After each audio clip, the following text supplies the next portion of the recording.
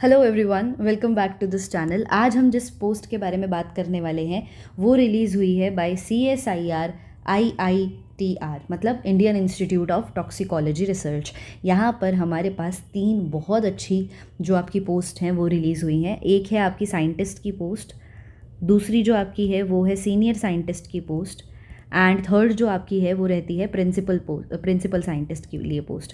इनके लिए जो लेवल पे है वो भी बहुत अच्छा रखा गया है। लेवल 11 पे है, 12 पे है एंड 13 पे है।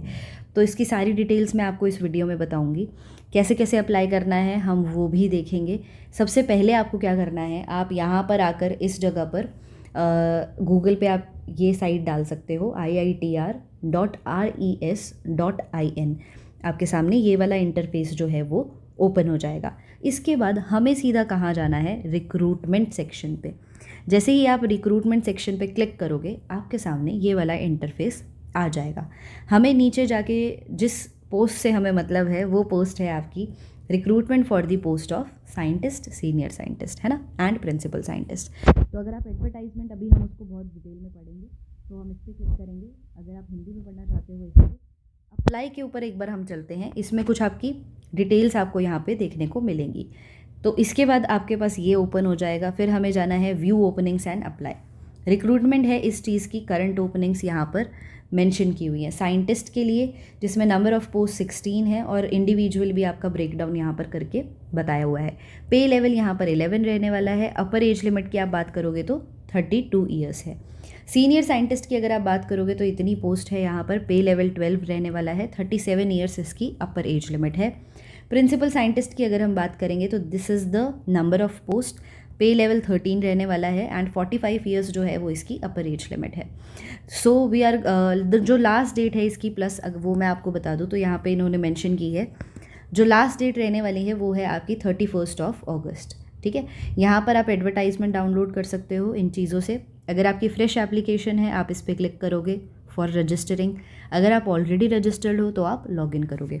कुछ इंपॉर्टेंट और बातें जो मैं आपको बता दूँ यहाँ पर कि इन्होंने यहाँ पर फ्रेशर्स जो हैं वो डेफिनेटली अप्लाई कर सकते हैं, क्योंकि कहीं पर भी असेंशियल क्वालिफ़िकेशन के अंदर इन्होंने एक्सपीरियंस डिमांड नहीं किया है कि ज़रूरी ही है कि आपके पास एक्सपीरियंस हो। बट जो आपका सेक्शन आ जाएगा डिज़ायरेबल क्वालिफ़िकेशंस का जो सेक्शन आ जाता है उसमें इन्होंने एक्सपीरियंस डिमांड जो है वो किया हुआ है। मतलब अगर एक्सपीरियंस आपके पास रहता है तो डेफिनेटली जो प्रेफरेंस है वो वहाँ पर दी जाएगी। तो इसकी वजह से, लेकिन ऐसा नहीं है कि फ्रेशर्स अप्लाई नहीं कर सकते। They can also give a shot और आप अप्लाई कर सकते हो। यहाँ पर काफ़ी अच्छे एरियाज़ में जो है वो आपकी सारी चीज़ें ओपन हैं। सो विदाउट एनी डिले सारी डिटेल्स को हम डिस्कस करते हैं by opening the advertisement. So advertisement आप कैसे ओपन करोगे, यहीं से हम कर सकते हैं। हमारी इंग्लिश एडवर्टाइजमेंट ओपन, आप इस पर क्लिक करोगे और आपकी एडवर्टाइजमेंट ओपन हो जाएगी, right. So let's go to the advertisement और इसको पढ़ते हैं अच्छे से। So this is the advertisement over here. यहाँ पर ये एडवर्टाइजमेंट जो है इसमें जो लास्ट डेट है आपकी ऑनलाइन एप्लीकेशन की वो है 31 अगस्त। Last date for submitting the completed application on portal is this one. ठीक है, अब यहाँ पर हम इम्पॉर्टेंट चीज़ों के ऊपर आ जाते हैं आपका जल्दी से। दीज आर दी डेजिग्नेशंस जो इन्होंने यहाँ पर निकाली हुई हैं। फॉर एग्जांपल साइंटिस्ट है तो टोटल इनके पास 16 पोस्ट्स हैं इसके अंदर। अनरिजर्व के लिए 7 है, OBC 4 है, SC 3 है, EWS 1 है, PWD के लिए भी 1 है। ठीक है, पे मैट्रिक्स यहाँ पर लेवल 11 रहने वाला है। आपकी जो सैलरी बनेगी वो आपकी बनेगी 1,15,000 तक। जो इसकी अपर एज लिमिट है कि आपकी इससे ज़्यादा नहीं होनी चाहिए, that is 32 years. Senior scientist और प्रिंसिपल साइंटिस्ट की अगर हम बात करेंगे, यहाँ पर कंपेरेटिवली जो आपकी नंबर ऑफ़ पोस्ट है वो कम है। सैलरी रेंज आपका ज़्यादा है तो इन्होंने यहाँ पर जो इनकी डिमांड है फॉर द क्वालिफिकेशंस वो भी ज़्यादा है। ठीक है, सैलरी रेंज भी आपकी यहाँ पर गिवन है। For senior scientist it is 1,32,000। For principal scientist it is 2 lakhs। ठीक है, यहाँ पर जो अपर एज लिमिट है वो 37 ईयर्स है। प्रिंसिपल साइंटिस्ट के लिए it is 45 years, right. So let's come to the description of posts जो भी इन्होंने यहाँ पर बताई हैं। देखो यहाँ पर अगर हम साइंटिस्ट पोस्ट के बारे में अभी बात करेंगे तो उसमें हमारे पास एक एरिया है एनालिटिकल केमिस्ट्री। ठीक है, और इसमें पोस्ट कोड नंबर इनका 1 है। रिजर्वेशन मतलब ये SC के लिए है यहाँ पे ये पोस्ट। इसमें इन्होंने क्या डिमांड किया हुआ है कि ME या MTech होना चाहिए आपके पास इनमें से किसी एक एरिया में, ठीक है, आपके पास रहता है तो, या फिर आपकी पीएचडी होनी चाहिए इसी में से, जो भी आपने ये एरियाज़ लिए हैं आपकी इसी में से आपकी क्या होनी चाहिए, पीएचडी होनी चाहिए, राइट। नेक्स्ट, डिज़ायरेबल क्वालिफिकेशन में, यानी कि मतलब अगर आपके पास ये एक्सपीरियंस है बहुत अच्छी बात है, नहीं है but still you can apply, ठीक है। रिसर्च एक्सपीरियंस इन्होंने मांगा हुआ है in water and soil quality monitoring including ground water and surface water quality. तो ये सारी चीज़ें हैं जो इन्होंने बताई हुई है। Candidates should be aware of designing water and soil quality monitoring programmes, quality assurance and quality control. तो ये इनकी डिज़ायरेबल एक्सपीरियंस में ये चीज़ें हैं दैट दे आर आस्किंग। आपकी जॉब रिक्वायरमेंट आपसे क्या रहती है, that you will be a part of a group of scientist working on water soil quality monitoring and remediation technologies. This will be the your job specifications, right. अब इसके बाद हम नीचे आते हैं, सेम ही पोस्ट है लेकिन यहाँ पर ये अनरिजर्व्ड के लिए आपकी पोस्ट आ जाती है, ठीक है। MEM.Tech in the area of analytical chemistry, या फिर ये PhD आपकी इसी किसी एरिया में से सबमिटेड होनी चाहिए। रिसर्च एक्सपीरियंस अगर आपके पास है in the field of analytical chemistry in the development and validation, तो ये प्रेफर किया जा सकता है, राइट। आपका रोल क्या रहेगा, to be a part of dynamic team engaged in development of analytical methods. ये हमारे पास एक पोस्ट थी जिसमें एनालिटिकल केमिस्ट्री के एरिया था। अब आपका जो एरिया है वो चेंज होके हो जाता है इकोटॉक्सिकोलॉजी। नेक्स्ट पोस्ट हमारे लिए वहीं पर है जिसमें इन्होंने डायरेक्ट आपकी जो है PhD डिमांड की हुई है इनमें से किसी एक फील्ड के अंदर, ठीक है। या फिर आपका यहाँ पर अगर रिसर्च एक्सपीरियंस रहता है वो बहुत अच्छी बात है। Candidate have R&D knowledge on the impact of xenobiotics on aquatic and terrestrial model system including algae. ये सारे इन्होंने चीज़ें मेंशन की है। तो जिस भी एरिया में आपको लगता है कि आपकी सब्जेक्ट है, आपका PhD है या आपका डोमेन रहता है, आप उसके बारे में एक बार अच्छे से डिटेल्स पढ़ लेना। इस एडवर्टाइजमेंट का लिंक भी I will mention in the description box, ठीक है। तो आपकी जो भी यहाँ पर रिक्वायरमेंट्स हैं, जॉब स्पेसिफिकेशंस हैं, वो आप पढ़ सकते हो। पोस्ट कोड थोड़ा आप ध्यान रखना वाइल अप्लाइंग। नेक्स्ट आपका एरिया आ जाता है इन्वायरमेंटल इंजीनियरिंग में। रिजर्वेशन जो स्टेटस अगर हम बात करें, अनरिजर्व्ड के लिए पोस्ट है ये। दूसरा आपका जो है इकोलॉजिकल साइंस, ये भी आपका OBC के लिए यहाँ पे ये पोस्ट है, लेकिन दोनों में आपका सेम जो है इन्होंने एजुकेशनल क्वालिफिकेशन आपकी पूछी हुई है। Educational qualification, this is your desirable experience या फिर आपका वर्किंग, ठीक है।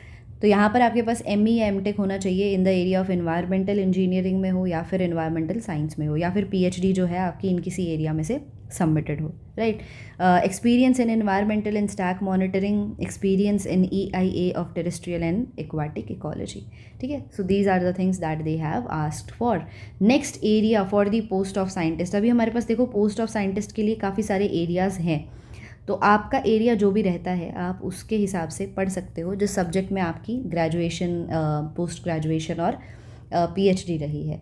नेक्स्ट हमारे पास आता है area environmental engineering which is for unreserved and this is the things they have asked over here, है ना। ये हमने एक बार देख चुके हैं। इसके बाद आपका आ जाता है एपिडेमियोलॉजी एंड रिस्क असेसमेंट के ऊपर, जिसमें इन्होंने PhD पूछा हुआ है आपका सबमिटेड इन दी। कुछ जगहों पर इन्होंने डायरेक्ट आपकी PhD पूछी हुई है, right. Experience in developing science based communications, experience in data analysis. Next आपकी इलेक्ट्रॉनिक्स इंस्ट्रूमेंटेशन, बायोमेडिकल इंस्ट्रूमेंटेशन में है, पोस्ट कोड 7 है, अनरिजर्व के लिए है। और यहाँ पर जो इन्होंने आपसे चीज़ पूछी हुई है वो है आपकी ME या M.Tech होना चाहिए इस किसी फील्ड में, या फिर आपकी PhD रहनी चाहिए। अगेन रिसर्च एक्सपीरियंस जो है वो डिज़ायरेबल रहेगा। Moving on to the next, we have post of scientist, और ये आपका है एरिया रहता है माइक्रोबायोलॉजी, और ये है OBC के लिए। तो यहाँ पर आपकी ME या M.Tech पूछा हुआ है इस किसी फील्ड में, या फिर आपका जो PhD है वो सबमिटेड रहना चाहिए। अगेन रिसर्च एक्सपीरियंस इन्होंने डिज़ायरेबल में रखा हुआ है। नेक्स्ट अगर आप बात करोगे तो this is for food drug and chemical toxicology, post code number 10 है, अनरिजर्व के लिए ये पोस्ट है, जहाँ पर इन्होंने PhD मांगी है in the area of life science, chemical science और इक्विवेलेंट, ठीक है। So this they have been asked. Next आपके जो साइंटिस्ट के अंडर एरिया आता है वो है मॉलिक्यूलर न्यूरोटॉक्सिकोलॉजी। इसमें आपका SC के लिए जो है वो ये पोस्ट है। यहाँ पर इन्होंने आपसे न्यूरो साइंसेज में आपकी M.Tech या फिर PhD रहनी चाहिए, right. Next moving on to your next post, वो है हमारे पास मॉलिक्यूलर न्यूरोटॉक्सिकोलॉजी। ये OBC के लिए है, यहाँ पर भी न्यूरो साइंसेस के लिए ही पूछा हुआ है। इसके आगे जो हमारे पास पोस्ट्स हैं वो आ जाती है HR कम्युनिकेशन मीडिया के लिए। तो आपकी जो PhD है वो आपकी रहनी चाहिए इन the area of chemical science, life science या फिर इस चीज़ में। फिर आपकी मॉलिक्यूलर टॉक्सिकोलॉजी आ जाती है फॉर अनरिजर्व्ड, आपकी यहाँ पर PhD सबमिटेड रहनी चाहिए। तो अगर आपकी PhD एक तरीके से लाइफ साइंसेज या इनमें से है तो आप काफ़ी सारी साइंटिस्ट की जो पोस्ट हैं उनके लिए अप्लाई कर सकते हो, राइट।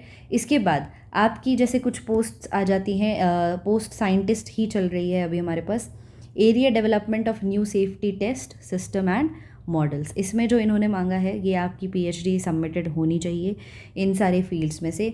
रिसर्च एक्सपीरियंस जो है वो आपका यहाँ पर पूछा हुआ है ना, डिज़ायरेबल में रखा हुआ है। नेक्स्ट आपका जो पोस्ट है दैट इज़ फॉर एरिया, वो किस में आ जाता है, development of new test system. ये आपकी है SC के लिए। Again PhD and the desirable experience has been asked. यहाँ पे देखो क्या लिखा है, out of the above 16 post 1 post is reserve for PWBD। ये यहाँ पर इन्होंने ये चीज़ मेंशन की हुई है। मूविंग ऑन नेक्स्ट हमारे पास अब आ जाता है प्रिंसिपल साइंटिस्ट के लिए। एरिया यहाँ पे रहने वाला है एपिडेमियोलॉजी और अनरिजर्व के लिए ये सेक्शन है आपका। एसेंशियल क्वालिफिकेशन में क्या बोला है, MBBS होनी चाहिए प्लस आपकी जो PhD है किसी भी एरिया में, ये एसेंशियल है। या फिर आपके पास अगर MD आपकी डन है इस किसी सब्जेक्ट में विद 5 years ऑफ एक्सपीरियंस, तो वो यहाँ पर डिमांड किया गया है। डेफिनेटली प्रिंसिपल साइंटिस्ट है तो यहाँ पर आपकी जो एसेंशियल क्वालिफिकेशंस का बार है वो बहुत ज़्यादा रखा हुआ है, राइट। डिज़ायरेबल में क्या रहेगा कि एक्सपीरियंस होना चाहिए इन सब चीज़ों में, या फिर handling of large volume of data with knowledge in statistical tools, right. Next आपका सीनियर साइंटिस्ट की अगर हम बात करते हैं तो उसमें भी एरिया एपिडेमियोलॉजी रहेगा, ठीक है। और रिजर्वेशन अनरिजर्व के लिए एक सीट है यहाँ पर। MBBS PhD आपकी इन सब में से किसी में होनी चाहिए, या फिर आपके पास फिर MD आपकी कंप्लीट होनी चाहिए with 3 years of experience, right. तो यहाँ पर अगेन इन्होंने एक्सपीरियंस और ये सारी चीज़ें मांगी हैं। जॉब रिक्वायरमेंट क्या रहेगी, to be a part of dynamic team engaged in research and development programmes, ठीक है। The candidate capable of independently designing and executing experiments. तो ये सारी चीज़ें जो हैं ये आपकी स्पेसिफिकेशंस रहने वाली हैं। So we have talked about all the post जो कि आपकी साइंटिस्ट के लिए हैं, राइट। आपकी फिर वो सीनियर साइंटिस्ट के लिए है एंड प्रिंसिपल साइंटिस्ट के लिए है। सो आप सबसे पहले अपना सेक्शन देखो। मोस्टली जो आपके PhD स्टूडेंट्स हैं जिनकी लाइफ साइंसेज या ऐसे किसी में भी आपने सब्जेक्ट में आपने अपनी PhD सबमिट की हुई है, या फिर आपकी ME या MTech कंप्लीट है, तो आप इसमें डेफिनेटली अप्लाई करो, ठीक है। अब आप अप्लाई कर देते हो तो उसके बाद आपका मोड ऑफ सिलेक्शन क्या रहता है, हम उसके बारे में बात करते हैं। Mere fulfilment of the essential qualifications does not entitle a candidate to be called for interview. तो मतलब अगर आप एक बार फिल कर देते हो, आपकी सारी असेंशियल क्वालिफिकेशंस मीट हो रही हैं, स्टिल वो पूरा क्राइटेरिया नहीं है कि आपको इंटरव्यू के लिए बुलाया जाए। जो हमारी जो यहाँ पर CSIR की स्क्रीनिंग कमेटी रहेगी उनके पास खुद के क्राइटेरियाज़ होंगे for short listing the candidates जिनको इंटरव्यू के लिए बुलाया जाएगा। क्राइटेरियाज़ क्या रहेंगे, वो क्राइटेरियाज़ रहेंगे on the basis of higher educational qualification, ठीक है, on the basis of desirable qualifications, या फिर उन्होंने जो डिज़ायरेबल एक्सपीरियंस डिमांड किया है, ठीक है, वो अगर आपका ज़्यादा रहता है जितना इन्होंने एडवर्टाइजमेंट में बुलाया है तो वो आपको बुला सकते हैं। Then on the basis of patent filed publications in SCI peer reviewed journals, इन सब चीज़ों पे, on the basis of quality number and authorship, on the basis of research specialization determined from the topic of research publication। आपका एक written test रहेगा on the basis of written test या फिर seminar, by counting experience with the acquisition of essential qualifications and any other methodology as deemed fit by screening committee। तो basically ये सारा criteria screening committee के ऊपर है entirely कि वो इनमें से कौन से क्राइटेरियाज़ हैं जो सेलेक्ट करते हैं for short listing the candidates, ताकि आपको इंटरव्यू के लिए जो है वो बुलाया जाए। तो इसलिए आप जो भी चीज़ें मेंशन करोगे वो बिल्कुल सही होनी चाहिए, बिल्कुल वेरीफाइड होनी चाहिए, ताकि अप्लाई करने से पहले जो भी आपके डॉक्यूमेंट्स रहेंगे वो सारे सही होने चाहिए। अप्लाई आप कैसे कर सकते हो, अप्लाई के लिए हमें इस साइट पर जाना होगा और इसमें आपके इंस्ट्रक्शंस गिवन है under how to apply online, तो वो आप एक बार देख सकते हो। फर्स्ट आपको रजिस्ट्रेशन करना होगा, फिर आप लॉगिन करके अपना आगे का प्रोसेस जो है वो पूरा कर सकते हो अप्लाई करने का।